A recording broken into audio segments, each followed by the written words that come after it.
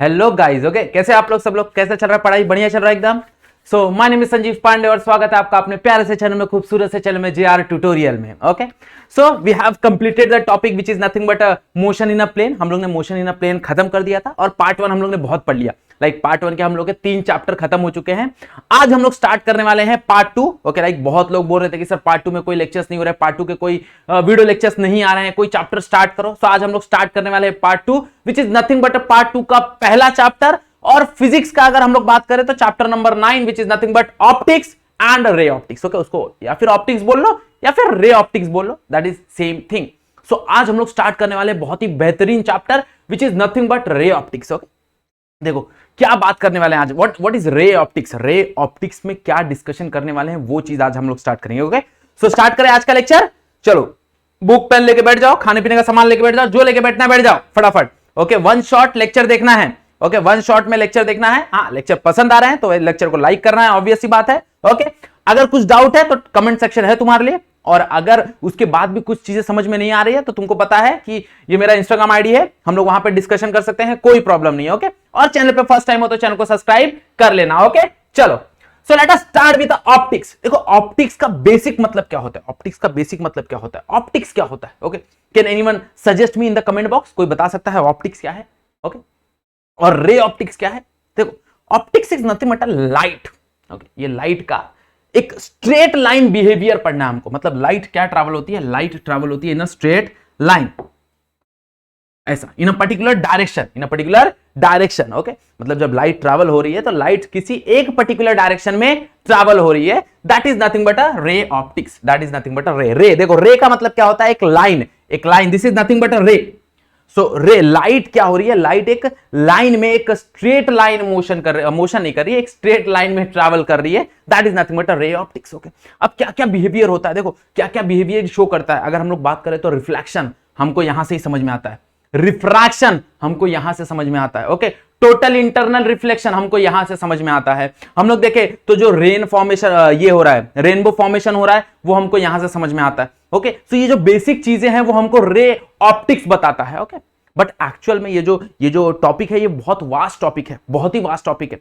अगर हम लोग बात करें रे ऑप्टिक्स की तो लाइट का जो बिहेवियर है ना, लाइट का बिहेवियर वो 3 पार्ट में बटा हुआ है। अगर हम लोग बात करें, ओके देखने वाले हैं बट बता देता हूं थोड़ा सा। पहला जो है रे ऑप्टिक्स, जो हम लोग 11th में पढ़ने वाले हैं। ओके रे ऑप्टिक्स है जो हम लोग 11th में पढ़ने वाले हैं। सेकंड है वेव ऑप्टिक्स, ये बताता है वेव नेचर, मतलब लाइट का वेव नेचर बताता है। उसके बाद है पार्टिकल नेचर, मतलब लाइट एक पार्टिकल भी है, सोच लो। ओके अभी तक ये आ रहा था हम लोग के दिमाग में यही है कि भाई लाइट वेव है, लाइट वेव है, लाइट वेव है, बट यहां पे हमारा भ्रम टूटेगा और यहां पे हम पढ़ेंगे कि जो लाइट है वो एक पार्टिकल नेचर भी शो करता है। ओके बट ये जो दोनों कंसेप्ट है ये दोनों 12th में है, ये दोनों हमको 12th में पढ़ने हैं। 11th में खाली हमको ये पढ़ना है, that is nothing but a ray optics, that is nothing but a ray optics. Okay so let us start with ray optics, let us start with ray optics. Okay तो ray optics is nothing but, optics बोले तो light. Okay और light का straight line behaviour, okay straight line motion. अब यहां पे क्या होगा, देखो लाइट है, वो लाइट बहुत पहले ऐसा डिस्कशन हुआ। ओके बहुत साइंटिस्ट आए, बहुत साइंटिस्ट ने बोला कि भाई लाइट स्ट्रेट लाइन चल रही है। फिर एक साइंटिस्ट है उनका नाम है हाइजिन्स। ओके सो हाइजिन्स, हम लोग हाइजिन्स प्रोनाउंस करते हैं, वो कुछ अलग ही उनका जो ये रहेगा, वो अलग नेम में उनका अलग ये होता है। ओके तो उसको अलग प्रोनाउंसिएशन करते हैं, बट हम लोग हाइजिन्स कर लेंगे, कोई प्रॉब्लम नहीं। ओके प्रोनाउंसिएशन वो तुम्हारे ऊपर डिपेंड है, अगर तुम लोग करना चाहो तो कर सकते हो। ओके टेक्स्ट बुक में अच्छा सा ये दिया है, स्पेलिंग दिया है, तो वहां पे पढ़ सकते हो। हॉगिन्स करके उनको ये करते हैं, प्रोनाउंस करते हैं, बट तुम्हारी मर्जी, कोई प्रॉब्लम नहीं है। ओके चलो सो उन्होंने क्या बोला, उन्होंने प्रॉपर्टी शो की, लाइक उन्होंने बताया उन्होंने कि ये जो वेव है, ये जो लाइट है वो एक्चुअल में वेव ट्रैवल हो रहा है। एक्चुअल में क्या हो रहा है, वेव के फॉर्म में ट्रैवल हो रहा है। तो उन्होंने कंसेप्ट दिया, वेव फ्रंट का कंसेप्ट दिया। ओके उन्होंने वेवलेट्स का कंसेप्ट दिया। तो ये सारा कंसेप्ट उन्होंने दिया, बट ये हमको अभी नहीं पढ़ना, ये पढ़ना 12th में है जब हम लोग वेव ऑप्टिक्स पढ़ेंगे। रे ऑप्टिक्स में हमको क्या बात करना है, रे ऑप्टिक्स में हमको बात करना है रिफ्लेक्शन की, रिफ्रैक्शन की। भाई क्या होता है रिफ्लेक्शन, क्या होता है रिफ्रैक्शन, क्या होता है टोटल इंटरनल रिफ्लेक्शन, ओके क्या होता है सिर्फ इंटरनल रिफ्लेक्शन, ये सारा कहानी हम लोग यहां पर डिस्कस करेंगे। ओके सो हम लोग क्या पढ़ने वाले हैं, हम लोग लाइट का स्ट्रेट या फिर वन डायरेक्शन बिहेवियर देखने वाले हैं।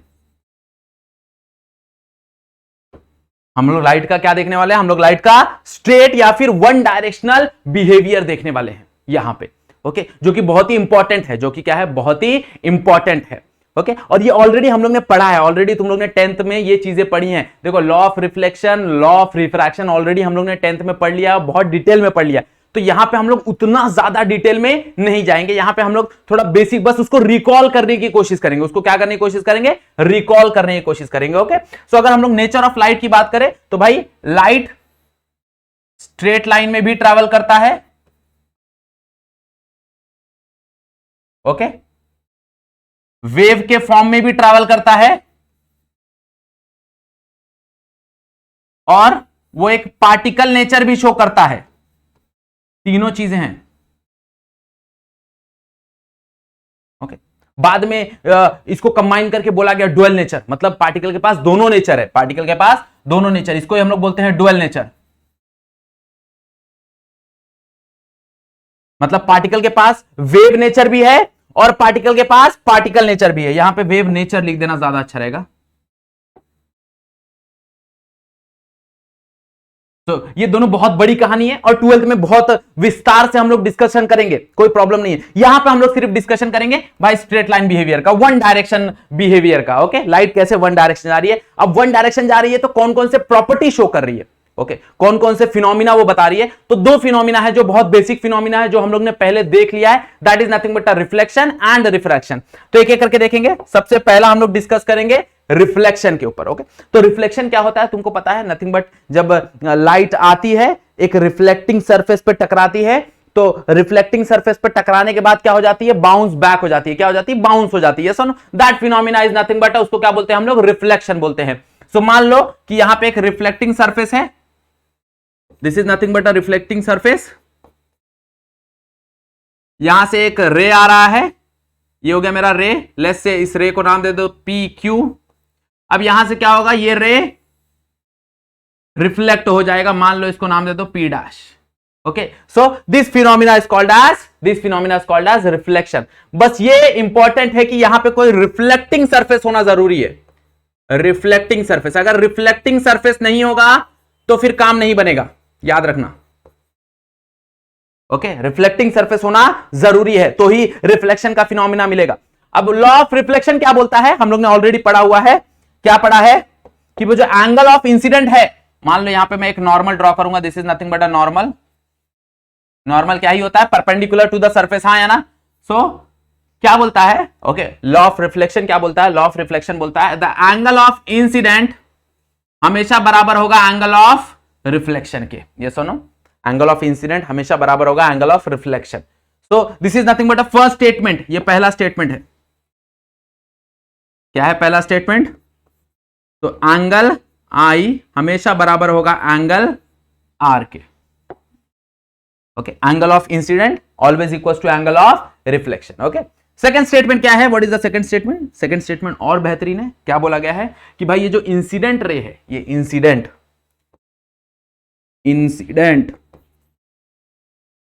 रे, ये जो रिफ्लेक्टेड रे है, reflected ray,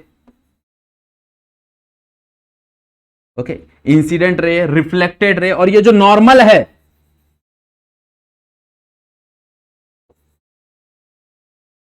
lie on the same plane. Okay, that is ये बोर्ड के प्लेन में, ये बोर्ड के प्लेन में। ओके, तुम लोग जब बुक में लिखोगे तो तुम्हारा जो बुक का प्लेन होगा that is nothing but, okay, मतलब ये जो इंसिडेंट है, ये जो रिफ्लेक्टेड है और ये जो नॉर्मल है, इनका प्लेन सेम है। ऐसा नहीं है, देखो कुछ ऐसा नहीं है, मान लो ऐसा नहीं है कि यहां से रिफ्लेक्टेड आया ऐसे और इस ऐसा रिफ्लेक्ट हो गया, ये इंसिडेंट और ये ऐसा, तो यहां पे देखो प्लेन चेंज हो गया, प्लेन चेंज हो गया, ऐसा नहीं हो रहा, वहां पे प्लेन सेम है। मतलब अगर इंसिडेंट रे ऐसे आ रहा है तो आफ्टर रिफ्लेक्शन ये ऐसे ही जाएगा, ना उधर ना इधर जाएगा, वो अपना प्लेन चेंज नहीं करेगा। That is important, that is important. Okay, so what is second statement? Second statement बोलता है incident ray, reflected ray and normal always lie on the same plane. Clear? और अगर मैं यहां पे बात करूं तो यहां पे कौन सा प्लेन हो जाएगा? That is a board plane, ये जो बोर्ड है उसका प्लेन। क्लियर? बात समझ में आ गई एवरीवन? पक्का? ये ऑलरेडी हम लोग ने पढ़ा है, लॉज ऑफ रिफ्लेक्शन हम लोग ने ऑलरेडी पढ़ा है। तो क्या है laws of reflection? The angle of incident is always equal to angle of reflection. यहां पे देखो आर एंगल ऑफ रिफ्लेक्शन है, दोनों जगह मीनिंग चेंज होगा। इसके बाद हम लोग रिफ्रैक्शन देखेंगे तो वहां पे आर रिफ्रैक्शन बन जाएगा। तो यहां पे जो आर है वो क्या है? Angle of reflection. ओके, और आई क्या है? Angle of incident. बाद में तुम लोग फटाक से बोल दोगे सर कंफ्यूज हो गया। अरे कंफ्यूज मत हो, यहां पे जो आर है वो एंगल ऑफ रिफ्लेक्शन है और ये दोनों सेम रहेंगे। वहां पे जो आर देखेंगे वो एंगल ऑफ क्या होगा? रिफ्रैक्शन होगा। क्लियर बात समझ में आया? रिफ्लेक्शन समझ में आया, लॉज ऑफ रिफ्लेक्शन समझ में आया। नेक्स्ट आगे बढ़े, चलो नेक्स्ट हम लोग डिस्कस करने वाले हैं that is law of refraction. हम लोग क्या डिस्कस करने वाले हैं? Law of refraction. तो सबसे पहले रिफ्रैक्शन का फिनोमिना देखो क्या होता है। रिफ्रैक्शन का फिनोमिना, ओके। सो यहां पे क्या होता है? यहां पे हम लोग को रिफ्लेक्टिंग सरफेस नहीं चाहिए, याद रखना। यहां पे हमको रिफ्रैक्टिंग सरफेस चाहिए और बेसिकली ट्रांसपेरेंट सरफेस। एक तरह उसको समझने के लिए रिफ्रैक्टिंग सरफेस का मतलब होता है ट्रांसपेरेंट सरफेस, ओके। तो ट्रांसपेरेंट, ओके, या फिर ऑप्टिक, ओके, ऑप्टिक सरफेस चाहिए हमको, ऑप्टिक मटेरियल चाहिए हमको। सो मान लो कि यहां पे मेरे पास एक ग्लास स्लैब है। ग्लास स्लैब पता है तुम लोगों को, 10th में तुम लोग ने ये किया है। तो मान लो एक ग्लास स्लैब है,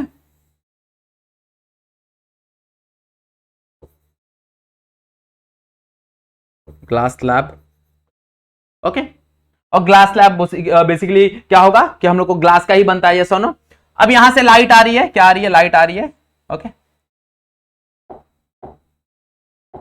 मान लो कि ये लाइट है, ये लाइट आ रही है। अब जैसे ही लाइट अपना मीडियम चेंज कर रही है, देखो ये मीडियम 1 है, मान लो ये एयर है,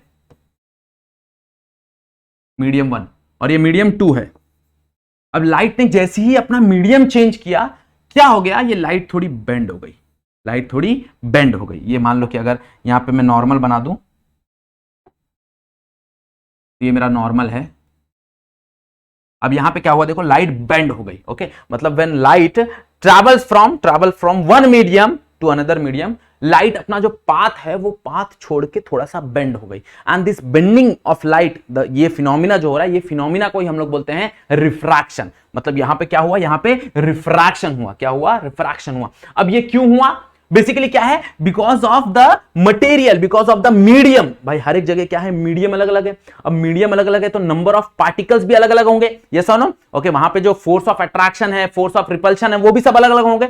ड्यू टू दैट यहां पे क्या हो रहा है? यहां पे थोड़ा सा बेंडिंग हो रहा है। मतलब जो लाइट है वो लाइट अपना ओरिजिनल पाथ छोड़ के थोड़ा सा बेंड हो गई, ओके। अब ये बेंड कैसे हो रही है? Towards normal, away from the normal. उसके पीछे कंडीशन है, वो हम लोग देखेंगे थोड़ी देर बाद, ओके। बट यहां पे समझो, ये एक्चुअल में क्या है, एक्चुअल में क्या है। सो यहां पे अगर हम लोग देखने जाए तो लॉ ऑफ रिफ्लेक्शन क्या बोलता है? ये एंगल हो गया हम लोग का आई और ये एंगल हो गया हम लोग का आर। अब यहां पे जो आर है ना वो एंगल ऑफ रिफ्रैक्शन है। आई क्या है? आई सेम इंसिडेंट एंगल,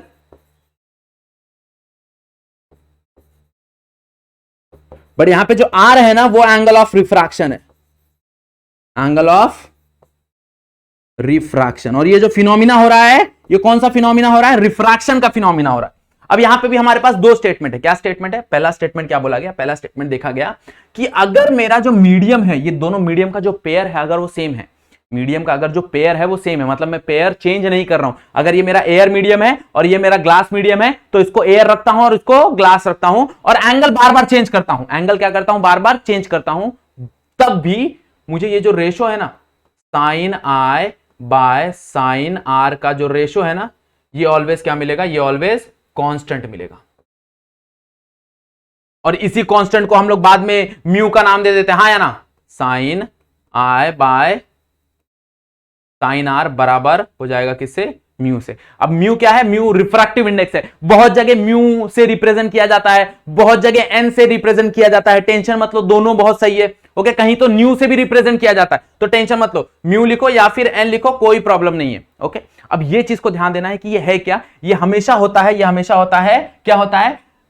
2 का refractive index with respect to 1, मतलब यहां पे आएगा 2 with respect to 1, okay. Medium refractive index of medium 2 with respect to 1। Clear? बात समझ में आ रहा है? मतलब ये जो it is also called as Snell's law, याद आ रहा है? इसको ही हम लोग स्नेल्स लॉ बोलते थे, हाँ या ना? Okay, this is nothing but a Snell's law, यही तो है Snell's law. Okay, so what is law of refraction? पहला लॉ ऑफ रिफ्रैक्शन क्या है बता? Ratio of sine of incident angle to the sine of refracted angle. Yes और no? Very good. Ratio of sine of incident angle to the sine of refracted angle is always remain constant. कब तक? For given pair of media. मतलब जब तक मैं medium change नहीं कर रहा हूं, जब तक मैं मीडियम चेंज नहीं कर रहा हूं. हाँ, कितना भी एंगल चेंज कर लो, कोई प्रॉब्लम नहीं है. कितना भी एंगल चेंज कर लो, रे को यहां से दे दो, यहां से दे दो, एंगल कितना भी चेंज कर लो, ये हमेशा कांस्टेंट रहेगा. ये रेशो हमेशा कांस्टेंट रहेगा. कब तक? जब तक तुम्हारा मीडियम चेंज है भाई. दोनों, सॉरी, जब तक तुम्हारा मीडियम सेम है. जब तक दोनों का मीडियम सेम है, मतलब मेरा ग्लास स्लैब का ग्लास स्लैब ही है और ऊपर एयर का एयर ही है, तब तक ये हमेशा ट्रू होगा. हाँ, अब मीडियम चेंज कर दिया तो ऑब्वियसली ये रेशो भी चेंज हो जाएगा. क्लियर? समझा? पक्का? ओके. नेक्स्ट स्टेटमेंट हम लोग को पता है, that is nothing but same वही रिफ्रैक्टेड रे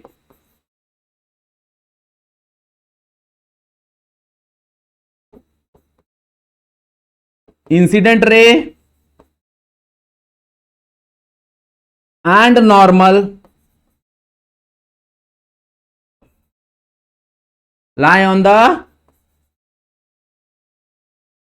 same